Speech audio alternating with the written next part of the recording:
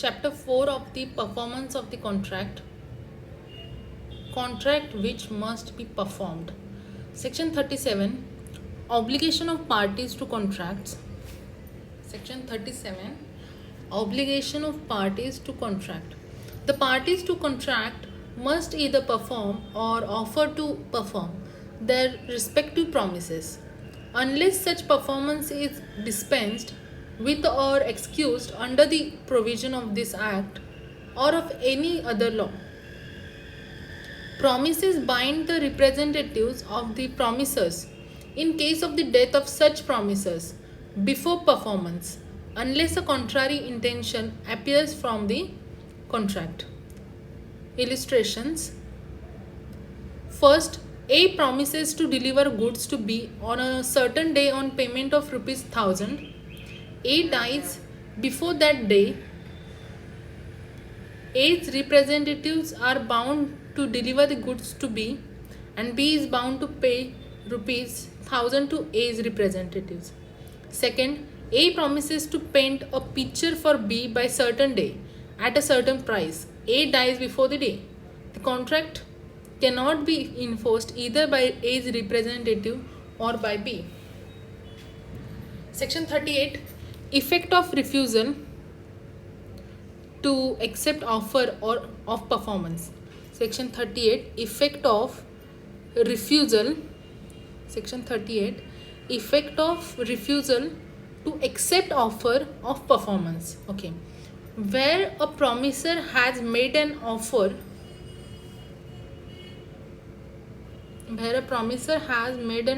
of performance to the promisee and the offer has not been accepted, the promiser is not responsible for non-performance, nor does he thereby lose his rights under the contract. Every such offer must fulfill the following conditions. First, it must be unconditional. Second, it must be made at a proper time and place, and under such circumstances that the person to whom it is made may have a reasonable opportunity of ascertaining that the person by whom it is made is able and willing there and then to do the whole of what he is bound by his promise to do. Third, if the offer is an offer to deliver anything to the promisee must have reasonable opportunity of seeing that the thing offered is the thing which the promiser is bound by his promise to deliver. An offer to one of several joint promises has the same legal consequences as an offer to all of them. Illustration. A contracts to deliver to B at his warehouse on the 1st March 1873 100 bales of cotton of particular quality. In order to make an offer of a performance with the effect stated in this section, A must bring the cotton to B's warehouse on the appointed day under such circumstances that B may have a reasonable opportunity of satisfying himself that the thing offered is cotton of the quality contracted for and that there are 100 bales. Section 39, effect of refusal of party to perform promise wholly. Section 39, effect of refusal of party to perform promise wholly. When a party to a contract has refused to perform or disabled himself from performing his promise in its entirety, the promisee may put an end to the contract unless he has signified by words or conduct his acquiescence in its continuance. Illustration. First, a singer enters into a contract with B, the manager of a theatre, to sing at his theatre 2 nights in every week during the next 2 months, and B engages to pay her 100 rupees for each night performance. On the 6th night, A willfully absent herself from the theatre. B is at liberty to put an end to the contract. Second one, a singer enters into a contract with B, the manager of theatre, to sing at his theatre 2 nights in every week during the next 2 months. And B engages to pay her at the rate of 100 rupees for each night. On the sixth night, A willfully absents herself with the assent of B, and A signs on the seventh night. B has signified his acquiescence in the continuance of the contract and cannot now put an end to it, but is entitled to compensation for the damage sustained by him through A's failure to sing on the sixth night. Okay, next, by whom contracts must be performed. Section 40. Person by whom promise is to be performed. If it appears from the nature of the case that it was the intention of the parties to any contract that any promise contained in it should be performed by the promiser himself, such promise must be performed by the promiser. In other cases, the promiser or his representatives may employ a competent person to perform it. Illustrations. A promises to pay B a sum of money. A may perform this promise either by personally paying the money to B or by causing it to be paid to B by another.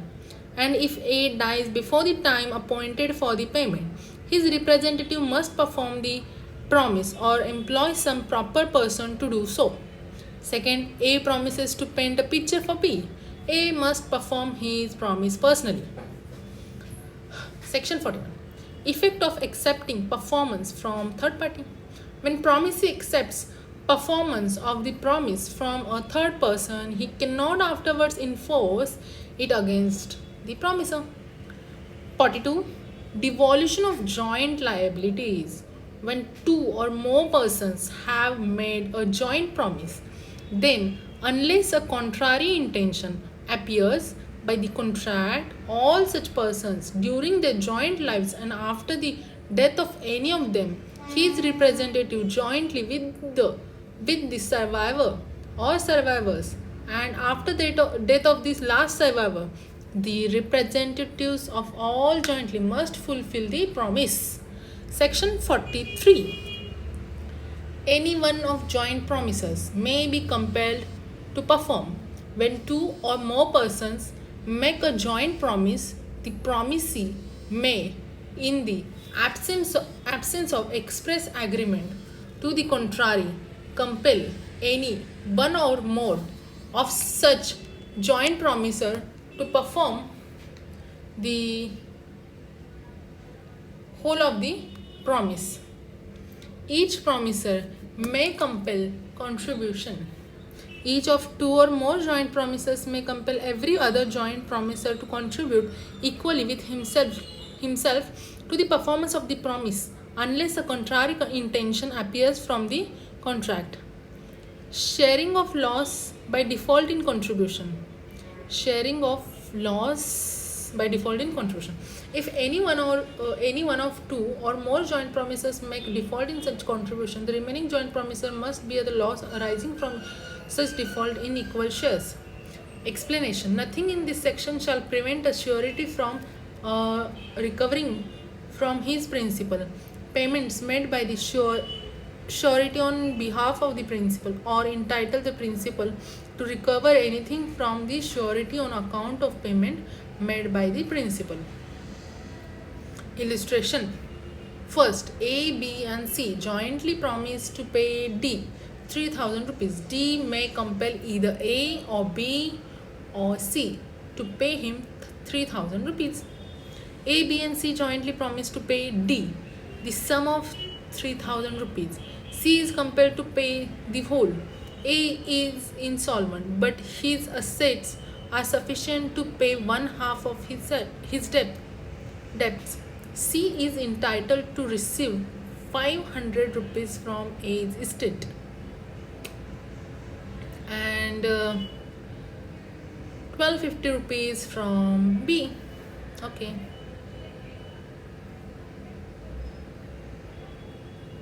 A, B, and C are under a joint promise to pay D 3000 rupees. C is unable to pay anything. A is compelled to pay the whole. A is entitled to receive 1500 rupees from B. Okay, D. A, B, and C are under joint promise to pay 3000 to D. A and B being only sureties for C. C fails to pay. A and B are compelled to pay the whole sum. They are entitled to recover it from C. Okay, section 44, effect of release of one joint promiser, where two or more persons have made a joint promise, where two or more persons have made a joint promise, a release of one of such joint promises by the promisee does not discharge the other joint promiser or joint promisers, neither does it free the joint promiser so released from responsibility to the other joint promiser or joint promisers. Section 47, devolution of joint rights. When a person has made a promise to two or more persons jointly, then unless a contrary intention appears from the contract, the right to claim performance rests as between him and them, with them during their joint lives, and after the death of any of them, with the representative of such deceased person, jointly with the survivor and survivors, and after the death of the last survivor, with the representatives of all jointly. Illustration: A, in consideration of 5000 rupees lent to him by B and C, promises B and C jointly to repay them that sum with interest on a day specified. B dies. The right to claim performance rests with B's representative jointly with C during C's life, and after the death of C, with the representative of B and C jointly. Okay. Next, time and place for performance. Section 46, time for performance of promise, when no application is to be made and no time is specified, where by the contract a promiser is to perform his promise without application by the promisee, and no time for performance is specified, the engagement must be performed within a reasonable time. Explanation: the question what is reasonable time is in each particular case a question of fact. Section 47, time and place for performance of promise. Time and place for performance of promise, where time is specified and no application to be made. When a promise is to be performed on a certain day and the promiser has undertaken to perform it without application by the promisee, the promiser may perform it at any time during the usual hours of business on such day and at the place at which the promise ought to be performed. Illustration: A promises to deliver goods at B's warehouse on the 1st January. On that day, A brings the goods to B's warehouse, but after the usual hours, after the usual hour for closing it, and they are not received, A has not performed his promise. Okay.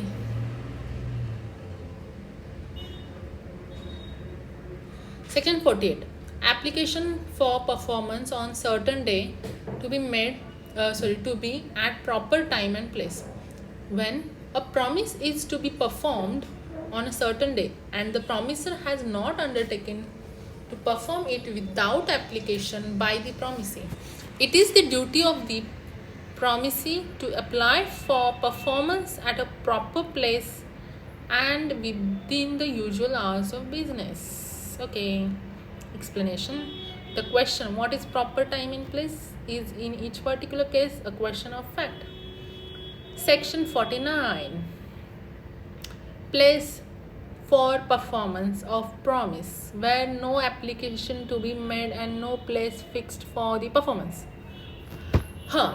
When a promise is to be performed without application, when a promise is to be performed without application by the promisee and no place is fixed for the performance of it, it is the duty of the promiser to apply to the promisee to appoint a reasonable place for the performance of the promise and to perform it at such place. Illustration: A undertakes to deliver 1,000 mounds of jute to B on fixed day. A must apply to B to appoint a reasonable place for the purpose of receiving it and must deliver it to him at such place. And section 50, performance in manner or at time prescribed or sanctioned by promisee. The performance of any promise may be the performance of any promise may be made in any manner or at any time which the promisee prescribes or sanctions. Okay. Illustration: first, B owes A 2,000 rupees. A desires B to pay the amount to A's account with C, a banker. B, who also banks with C, orders the amount to be transferred from his account to A's credit, and this is done by C. Afterwards, and before A knows of the transfer, C fails. There has been a good payment by B. Okay. Oh. Second, A and B are mutually indebted. A and B settle an account by setting off one item against another, and B pays A the balance found to be due from him upon such settlement. Sorry. This amounts to a payment by A and B respectively of the sum which they owe to each other. C. A owes B 2,000 rupees. B accepts some of A's good in reduction of the debt. The delivery of goods operate as a part of payment. And last, A desires B, who owes him rupees 100, to send him a note for rupees 100 by post. Sorry, the debt is discharged as soon as B puts into the post a letter containing the note duly addressed to A.